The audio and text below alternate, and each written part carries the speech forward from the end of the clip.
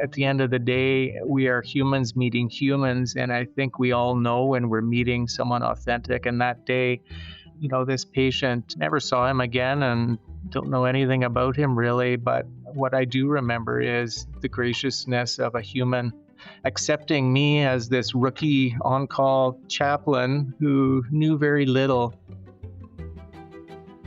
Hi, and welcome to Boundless Moments, the storytelling podcast that brings sacred moments to life through the voices of those who lived them.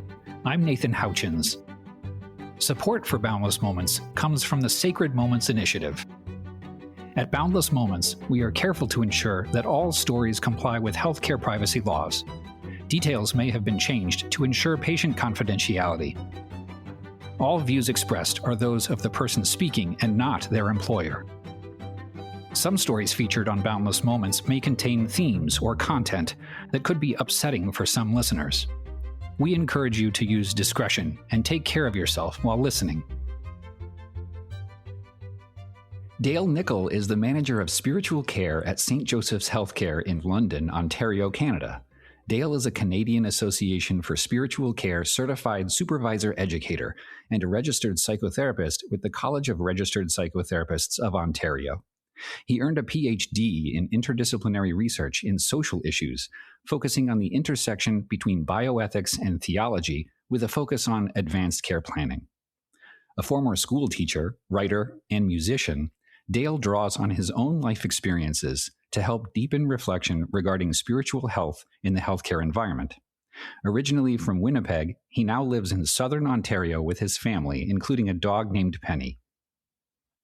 In his reflections, Dr. Nikkel traces the origins of a calling that emerged through an interruption, an unexpected pager sounding in the midst of an ordinary evening, opening a pathway to extraordinary purpose. Drawn by a longing he could not yet name, he stepped into the sacred space of spiritual care, where his very first encounter was marked not by expertise, but by humility and missteps.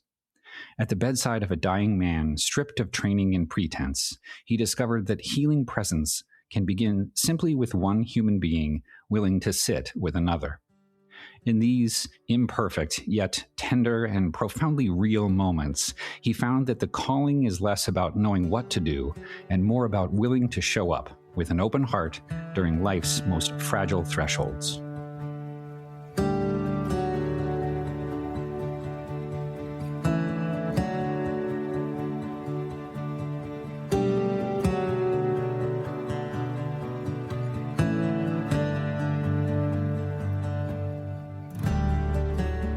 My experience really is going to be divided into two parts, and they span just a couple years, but I think they're really both deeply meaningful to me as I reflect on my own journey in healthcare.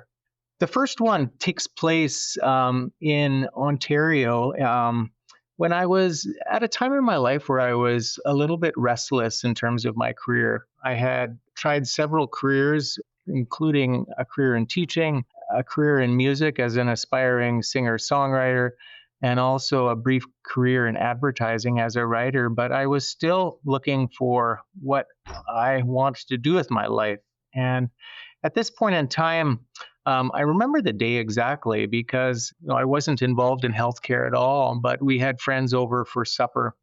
Suddenly, after supper, I hear this abnormal beeping going on in my house, and I'd never heard this sound before. And it turns this was before the days of cell phones, by the way. So this kind of activity was not frequent. Anyways, my friend stood up from the table and he picked up a pager off of his belt, and he told me that he was on call at the hospital as an on-call chaplain, and he was needing to respond urgently to a page. I really was kind of mesmerized by this moment in that I couldn't believe that in a hospital down the street, someone was needing spiritual support. They had reached out to someone who was sitting at my dinner table, and he was calling back and he was going to return to the hospital to offer support. I sat there. I just remember just being blown away by this with what was happening. My friend returned to the table and said, "Sorry, I need to get going to the hospital." And that was the end of our little dinner party for that night. But he told us, very briefly what was going on, that someone had had a heart attack at the hospital or something to that effect. And he was going to head down there urgently. They needed spiritual or religious support. And off he went. This set my mind just swirling with this urgency that happened and this reaching out across the city to help someone in this time of need. And I suppose it called to me something, I want to say, transcendently beyond myself, that I was being called into a profession somehow. And a colleague shared a quote with me a few months back that really kind of dovetails with this experience that I had. And the quote is attributed to Vincent van Gogh, who said, "Your profession is not what brings home your weekly paycheck. Your profession is what you are put on earth to do with such passion and such intensity that it seems spiritual in its challenge." I really like that. And as I look back on that time, almost 2 decades ago, I think what was happening is this experience inspired this profession that, of something that I was meant to do.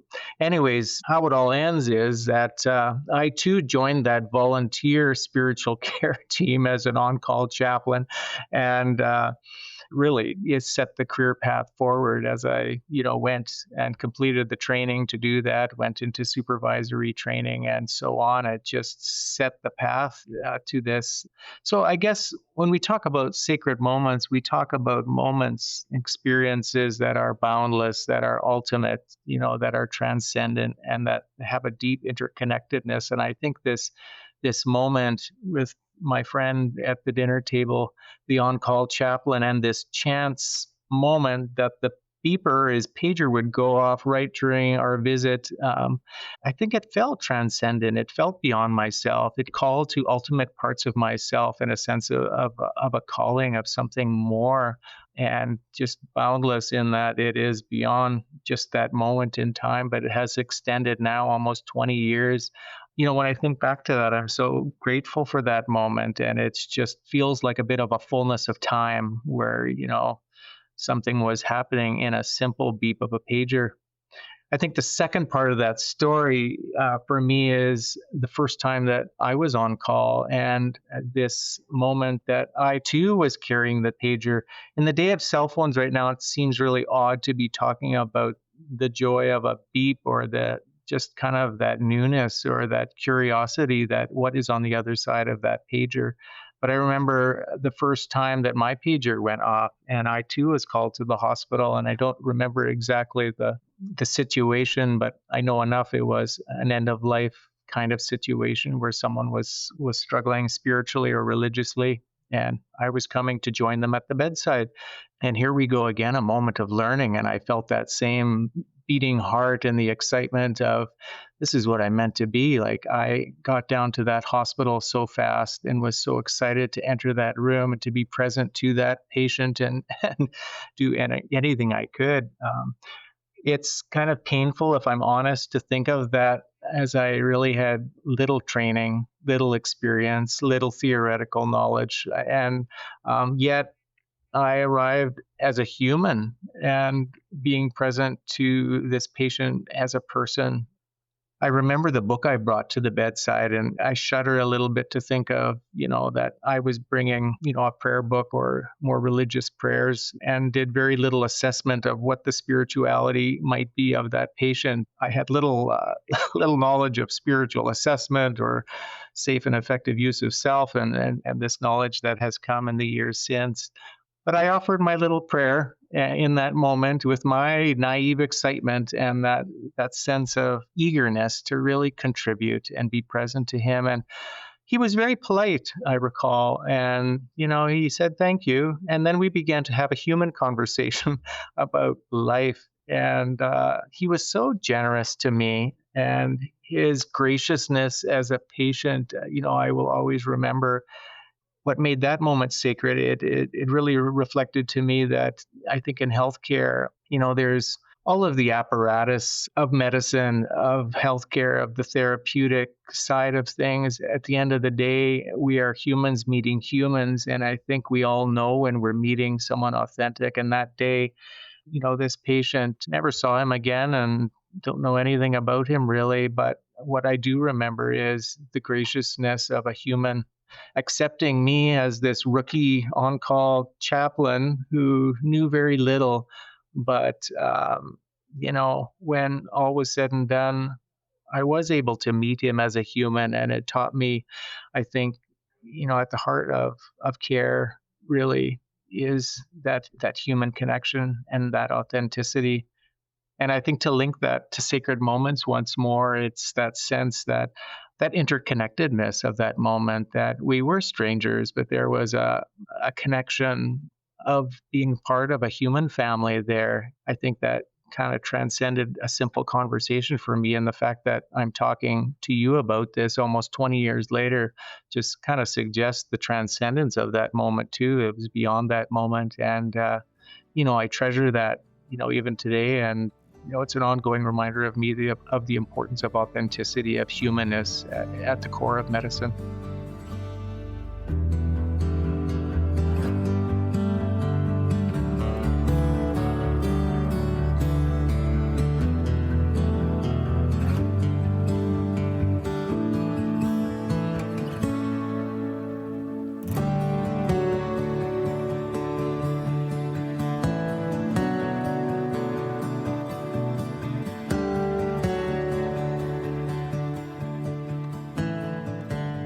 I'm here with Dr. Dale Nikkel, who just recounted the story of hearing, in a very chance encounter, hearing a pager, understanding what that meant, and then recognizing its calling for him, and the ways in which he has been a source of solace for individuals in need, who are in need of religious or spiritual care. Thank you, Dale, for sharing that really impactful story. Yeah, thank you. I'd love to go back to that moment when you heard the pager go off. I know what it feels like when I hear a pager go off, and I'm so glad that we have disparate experiences in hearing that sound, because I know my cortisol jumps immediately. I wonder if we could go back to that time when you heard the pager go off and when you learned more about what it meant. What kinds of things were you feeling? And recognizing that restlessness that you were feeling, what did it stir in you? Yeah, no, that's a great question. It's to return back to that moment of that beeping happening, and it was at time probably the din and chaos of a young family life was also happening in the home at that time, but it kind of pulsed right through the whole room.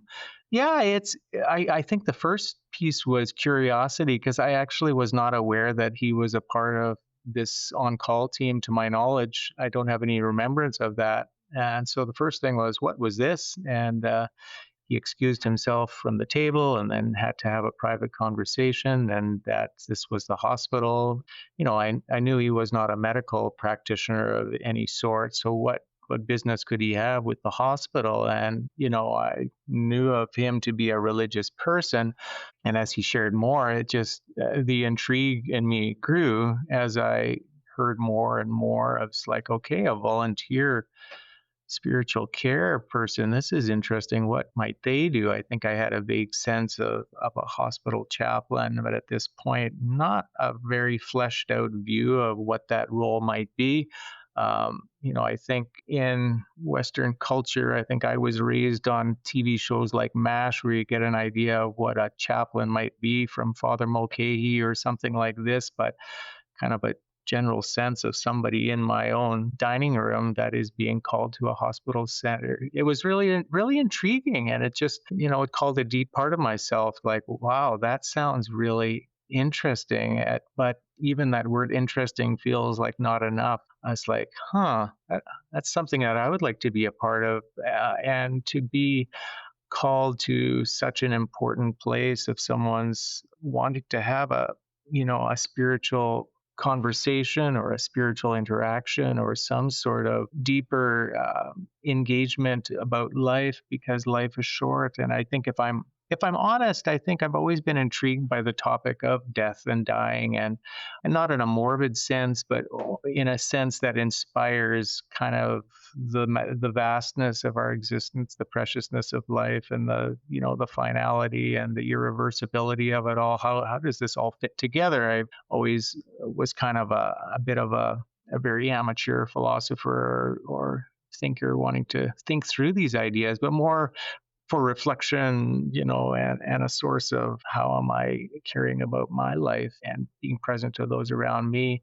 So I think all that was kind of, calling forth to as a desire, I suppose, to be present to someone facing some, I would language it now as probably a spiritual distress or a spiritual, moment of wanting to connect with someone. And I shared that quote from Vincent van Gogh of, what am I put on earth to do? And I shared a little bit of my restlessness to find a career that was home for me. And I think this was a little one more breadcrumb on the breadcrumb trail, I think, that would lead me, into spiritual care and into this profession that I've enjoyed and continue to enjoy now, almost 20 years on. I so appreciate your descriptions, and I'm reminded of other service industries. And I'll give a couple of examples: police or firefighters, or if you're a comic book nerd like me, like Batman and other sort of superheroes, where a lot of individuals would be running from these kinds of challenges, running from a burning building, running from a crime in progress, running from sort of quote unquote evil doing, right? And yet these service oriented industries hear the call from across the city, to use your words, and go running to help. And I'm just struck by your descriptions of how individuals with the chaplaincy or in pastoral care or spiritual care can be that source of solace for others. It really is astonishing, and I'm so grateful for the work that you and your colleagues do. Yeah, well, thank you for that. I think it's a unique profession, isn't it? In that we often talk in our training about care for the human spirit and what might we bring to care for the human before us, and it's that notion of presence and considering just the diversity of human belief and how we make sense of life. That together with we are all sharing a similar human experience, that all those emotions, feelings that we encounter in different situations, we're all humans on a journey at the same time. So there's the uniqueness of each person, but also that shared sense of this is humanity, that we're all in this boat together.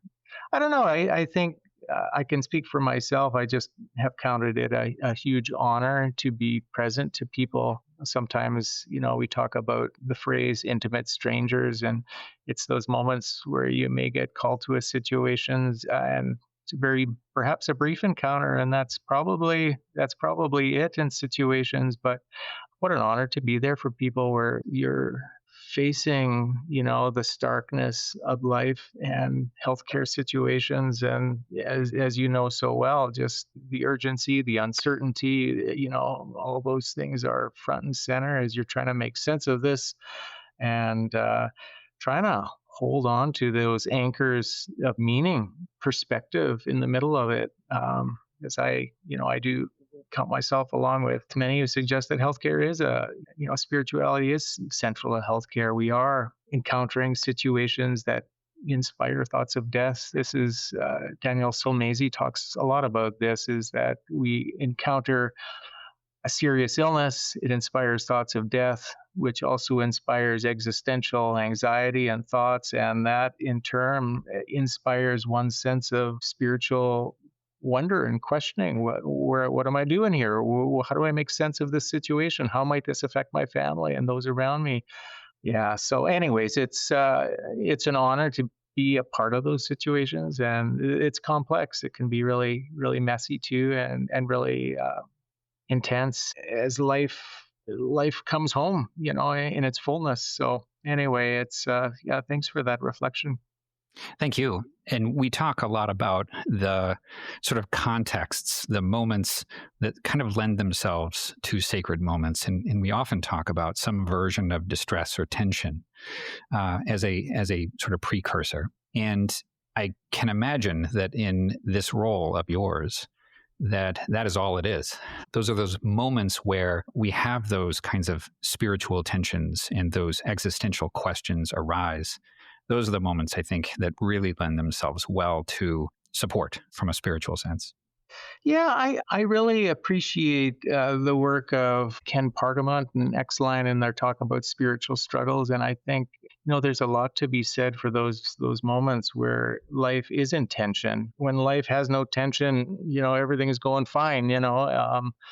There's that phrase, in popular culture, I'm going to live forever, so far so good, but it's that prevailing philosophy. But suddenly, when life is not so good and you find yourself facing serious illness and uncertainty and all that, it's tough, and the tensions come to the surface, don't they? Like, what about my family? What will happen?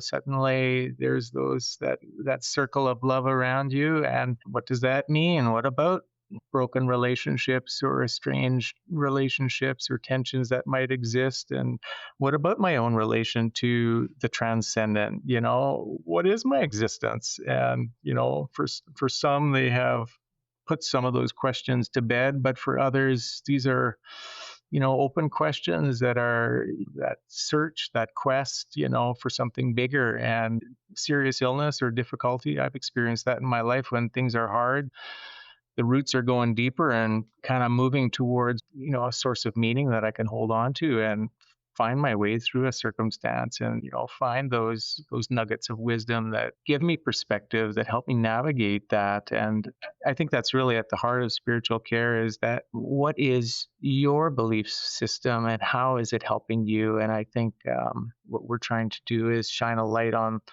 those spiritual resources that a patient might have, and how can we help a patient draw on those resources that they have in their life, and to continue to nourish those. I want to reflect a little bit about your story when you said you weren't terribly prepared on that first call, and how you perhaps would have done things differently knowing what you know now. I wonder if there are any surprises about when you are present as a human with other human beings. Is there anything that surprised you in those early moments of your role? Yeah, I think it's just sometimes we talk about the art and the science of spiritual care, and what does it mean to carry out a human to human conversation with someone?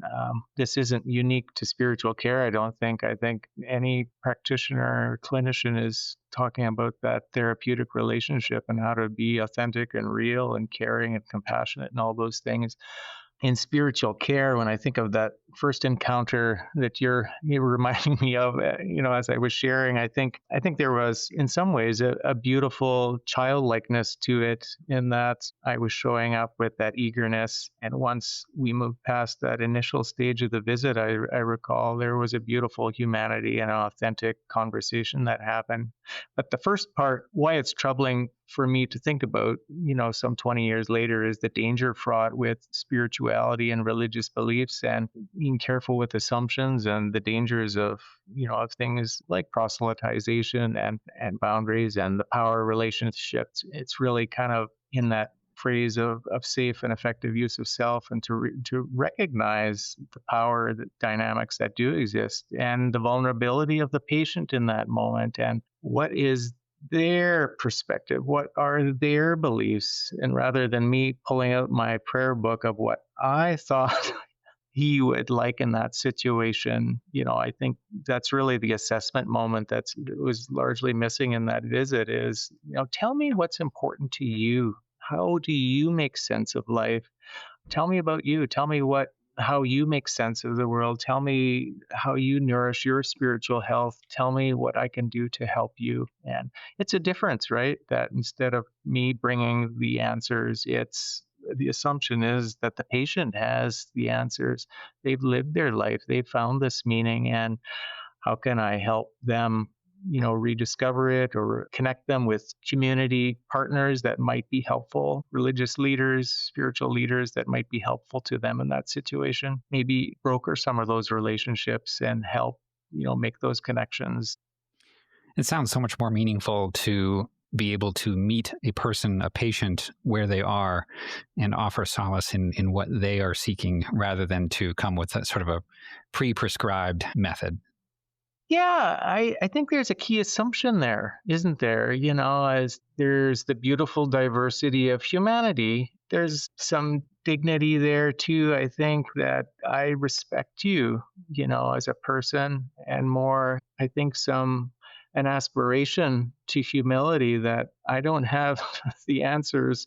But let's talk about how you have found wisdom in your life. Where do you go to for, support? How do you make sense of the world? And are there people in your community that can help you walk through a healthcare journey, as it's not always an end of life situation that's a pager and then the situation is done and it resolves in whatever way. But in our world, as the healthcare journey can be a lengthy one. It can be a marathon that lasts months, years, decades even. And what is the spiritual? How do you nourish your spiritual health? We're talking a lot about spiritual health these days, and I like that term because it aspires to how do you nourish spiritual health. If you think of physical health and all the indicators of how one might nourish their physical health, you can think of, you're going to sleep well, you're going to watch your diet, eat less donuts and, exercise and all these things that help us. I think the spiritual life is similar. How do you nourish your spiritual health? There's going to be a range of contributing factors to that as well. Do you have spiritual practice? Do you have relationships? Do you have a sense of the transcendent in your life? What are the ways? And I think today's day and age, it's a very exciting and unique time in that I think there's a lot of diversity in spiritual expression. That is exciting, but it requires, I think, sometimes a bit of work to articulate our spiritualities. Whereas in days past, our categories might have been tidier for many in terms of a specific religious denomination that someone might have affiliated themselves with. I think increasingly what we're seeing is people that have maybe were born into a certain religious tradition, but they've discovered other things along the way. So how do you articulate that in terms of nourishing one's spiritual health? I think that's that assessment piece too that I think spiritual care can really help with. Is tell me what spirituality might look like for you. And it's beyond those traditional categories, or it doesn't have to be. Sometimes it is within a category, but often there's a diversity there or overlapping expressions, whether it be music or eco-spirituality or family. How do they connect themselves to the larger world? And it's all those indicators of sacred moments, right? What is transcendent for you? What is boundless? What is ultimate? Those starry night kind of moments where we feel, hey, the world is in order. What is that for you?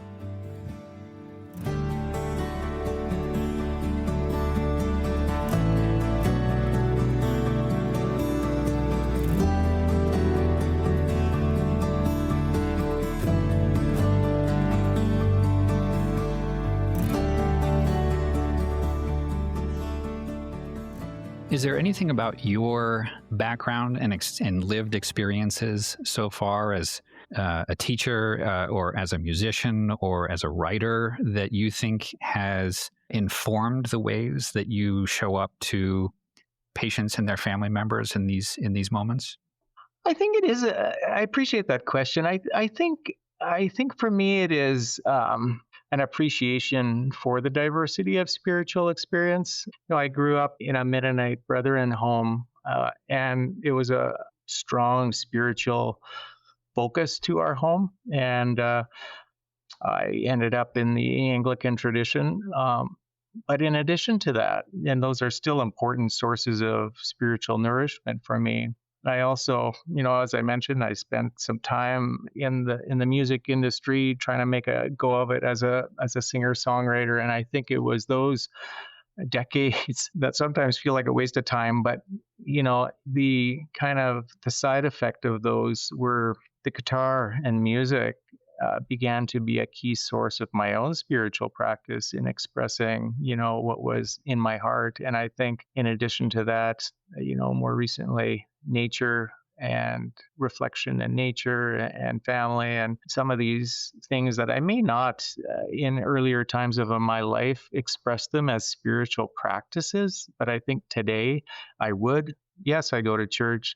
Yes, I pick up my guitar, and I'm not playing necessarily religious music, whether it's James Taylor or Bruce Cockburn or David Wilcox or Pierce Pettis or whoever my string of favorite songwriters might be, but it's connecting to that deeper place within me. Nature's the same, to include that in my daily practices. So I think all those experiences, writing would be the same. As just like, how do we put words to our experiences and express them, and it could be a form of reflection. It could be a form of a prayer. It could be the form of just some sort of significant thought.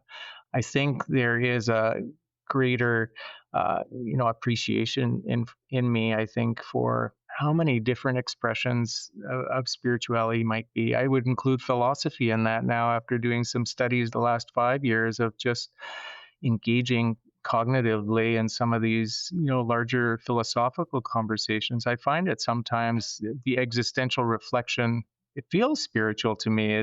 But it's exercising a different part of me that I really, in some ways, didn't know that part of me was there. So I suppose I am open to the awakening of different parts of myself, that here I am in midlife, that, I've experienced all of this, but could there even more iterations of spirituality for me coming down the road? And I'm not jettisoning what I have, but just adding to this collection of meaning, as a human.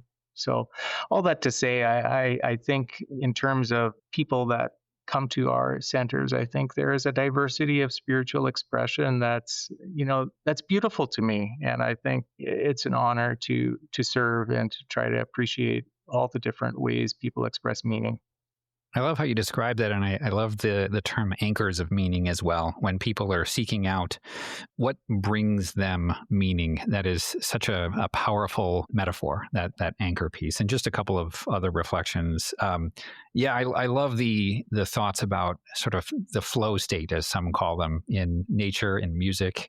When you're really just in the zone, in the groove, it can absolutely feel like time has stopped and there is a deeper connection of some kind, internal, or with the rhythm, or with the music, or with the nature. That is just a remarkable time for those who have experienced it. I think so. I'll tell you a story about music, and I think it's the communal aspect of music too. I love music. I always have. At Christmas, for instance, in my spiritual tradition in the Anglican Church, the choirs, the hymns at Christmas time have a place in my heart that really invoke tears. I'm often emotional hearing them.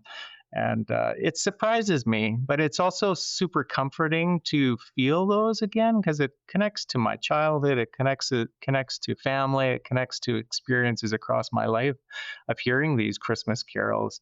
I juxtapose that with an experience of, one of my favorite bands, U2, and attending a concert at Rogers Centre in Toronto a few years back. And, here I am with 40,000 other people, and Bono is at the stage singing "I Still Haven't Found What I'm Looking For," and I was just, tears were streaming down my face, and I couldn't figure out what's going on here. And I think in some ways, I think it's the same spiritual connection. It's me together with a group of fellow travelers on this journey. The human family gathering in one area was a church, an Anglican church. In another area, it's just a group of concert goers. But in hearing that, something touched deep inside, and whether it was the honesty of the moment, just being together, or me reflecting on my own path, it doesn't really matter. But for me, I think it's there was that deep sense of meaning. It was a sacred moment, both of those, in terms of there's something transcendent going on. It was more than that moment in that time, right?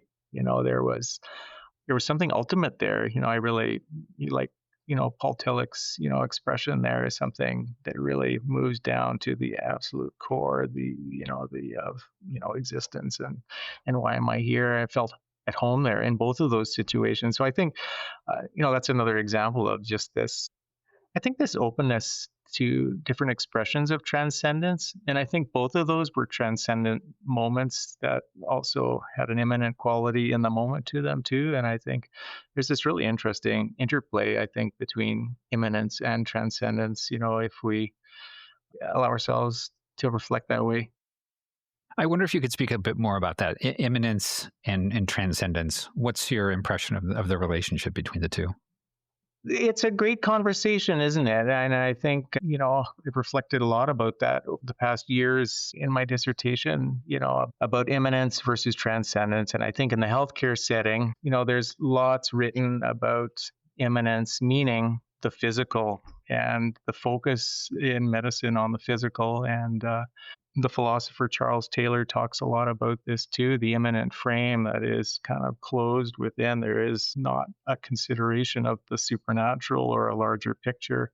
Balboni also talk a lot about this critique of contemporary medicine and that focus on the immanent, just that physical part of the self. But I think we're missing the larger picture. The immanent is important. When I go to a physician, I hope they're immanently focused on my physical needs. And I think the extension of that, there's a transcendent piece as well as, what does it mean to care holistically that is beyond the different kind of parts of a human person, but to the entire piece, of the humanity. What does that look like?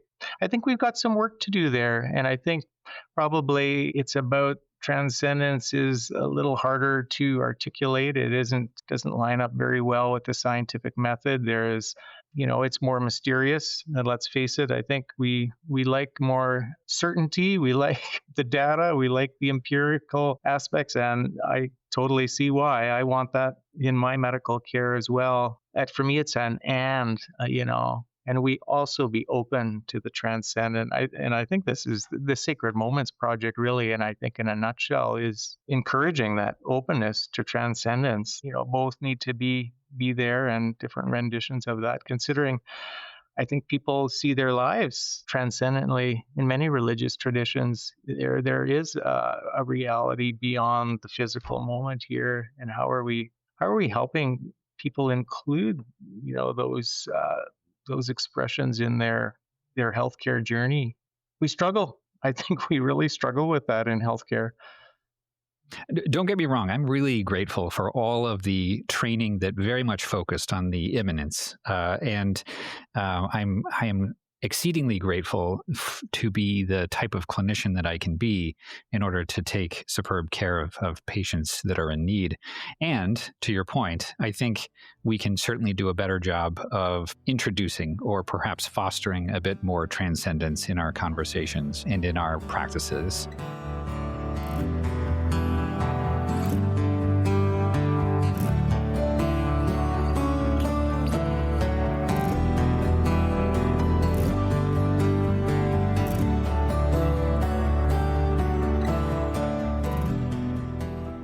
I'm curious if there are any lessons from your patients or their families that you would take forward or that you would offer for those individuals who are interested in introducing a bit more transcendence to their own practices.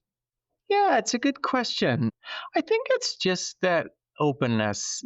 I think of those moments, whether it's, I know we're short on time. I know the schedules. I know we've got some other challenges in healthcare, regarding burnout and wait lists and wait times and just how intense, things are and budget pressures. It's a very complex environment right now. I think that's the moment when I see a card or some feedback about a patient encounter, it's the human piece that comes forward in that feedback. It's that human piece, I think, when someone took a little extra time or they asked that extra question that moved it beyond the moment to their life. Life is so big, and it's more than just that human body, I think. But one's life is their family, it is their community, and it stretches. That's that boundless piece here. We're talking again that it kind of transcends that moment. But I think in asking about one's life, you're acknowledging the largeness of this, right? And then inviting some reflection of the whole person involved in their care. But yeah, these are good questions. I'm always astonished by the incredible things that I can learn from patients when I just ask a couple of non-medical questions, those questions that don't necessarily get me closer to a different treatment plan or ultimate disposition out of the hospital, but really are just connecting questions in ways that I can learn this other person as a person. And I'm just so amazed each day to recognize the power of those questions and also how much patients are craving it and how much they would appreciate recognition of their personhood rather than their collection of signs and symptoms. No, 100%. Yeah. I don't have to tell you, but this work can absolutely be very emotionally draining and demanding.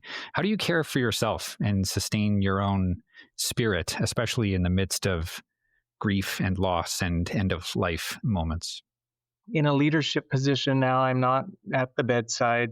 I remember, coming home from some very difficult situations, tragedy and intense situations. And, it's a great question. I think we all need to be asking. I use the language of spiritual health now, and I think it's that harmony that exists in caring for ourselves, that in nourishing those spiritual practices, and I named those earlier, whatever they might be for you. For me, it might be heading out into nature, picking up my guitar, leaning into, relationships around me, religious expression. And I think each situation seems different to me, that what I did last time doesn't always work the next time. And I think the more practices I think that you have in your basket of well-being, I think you can draw on different things. And I think it's the strength also of the relationships around you. I think a few decades back, I probably would have counted myself as a really intense introvert who just needed some quiet time. And I do like quiet time, but I think increasingly over the years,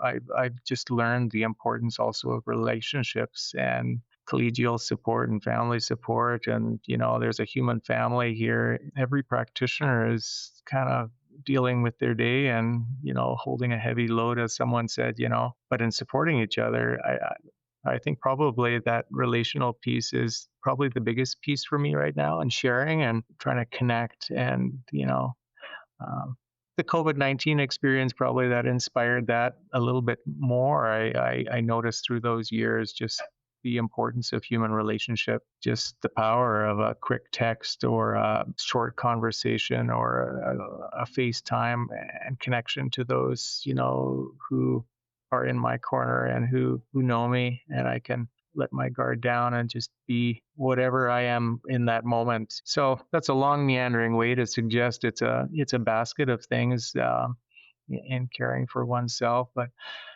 somewhere along on the line, someone said that well-being is kind of like heading north. You ever get there, you're following a direction, and I think well-being, I think, is a bit of an aspiration, isn't it? Spiritual health is too, that you're on a path towards a greater sense of health, spiritual health, or comprehensive well-being, whatever you want to language it as. But do you reach it? Yeah, maybe some of you have those moments where you feel like I've got this, but there's always a new twist, right? In life that you don't always have it. But if you're heading in that direction, I think there's a mindfulness that you want to get there, and you're mindful that, I need to be careful today with myself and give myself that sense of care, or those around me as well. I think those moments of suffering and challenge are what create opportunities for meaning. And for so many, I suspect spiritual health, as you allude, is different, right? It looks different for different people. There are no hard and fast indicators. There is no blood pressure target or hemoglobin A1C that we can sort of mark as an indicator of spiritual health. And yet I think for each person, there may be an idea of what that means for them. And perhaps spiritual distress for some is not knowing what that looks like and not knowing what spiritual health looks like for them.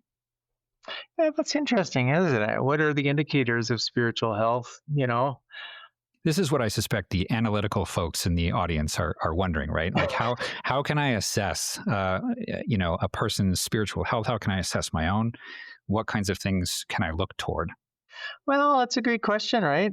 Sometimes it's easier. You talked about spiritual distress. That might be kind of easier. I think there's more in the literature about spiritual distress and that sense of lacking hope and kind of despair and some of these things that I am lacking sense of meaning. And this gets complicated all of a sudden, doesn't it? Even as I'm naming these things, but yeah, maybe it is those. I'm just kind of reflecting on the top of my mind here, but maybe it is those spiritual emotions, things like, do you have a sense of peace? Do you have a sense of wonder? Do you have a sense of perhaps harmony within or compassion, or empathy? I think as a clinician, I felt tired sometimes, I recall in years past, where you feel like, how do you inspire that spiritual health? This is where it gets tricky, right? Because, it seems that when we talk about spirituality, if you think back thousands of years, it's the poets and the musicians and some of the philosophers who have had or the artists that have had an easier time somehow talking about these things and how to express them. But it's difficult. Language does fall short, when we're talking about the spiritual. There is a mysterious element to it, and it doesn't mean that we shouldn't push towards some of these, these indicators of a sense of fullness, What does it mean for me to be spiritually healthy? And that's that diversity of our own, could be our own upbringing, our own personality, all those physical aspects as well that contribute to our sense of spiritual health. And you're asking good questions. I'm going to be thinking about that on the drive home here today. These are the questions of a person who has zero training in spiritual health and sort of religious care. So I think it's interesting, though, that I think how I would ask that to a patient is, it's a patient-centered question, really, isn't it? Like, what does it mean for you to be spiritually healthy? And I think as much as, we want kind of a list of the indicators of what that might be, we might get at some broader principles. But in the end, if you ask someone, what does it mean for you to be spiritual healthy? I think they would probably pause and say, well, let me think about that a little bit. And it sure helps to have a starry night in front of you, or a campfire, or some of these other life experiences that are bringing these things to the surface. I think, we might know it more intuitively. I think spiritual care as a profession, I think we're much more comfortable living in the mystery of spiritual health. And, it's maybe not as precise as we would prefer, but spiritual health, what does it mean? Is it, it's all these things that are so unique to us. Yeah, lots to think about. Lots to think about for sure. I want to be thoughtful of your time, Dr. Dale Nikkel. Thank you for spending your time today with us. Your wisdom and your guiding us in this mystery is very much appreciated. Thank you. Yeah, thank you for your time. You've given me a lot to reflect on here, and I do appreciate the opportunity, and so supportive of this Sacred Moments initiative. What a great mission you got here. So thank you. Very kind of you. It's a team effort, yourself included. Dr. Nikkel, thanks so much. All right, take care.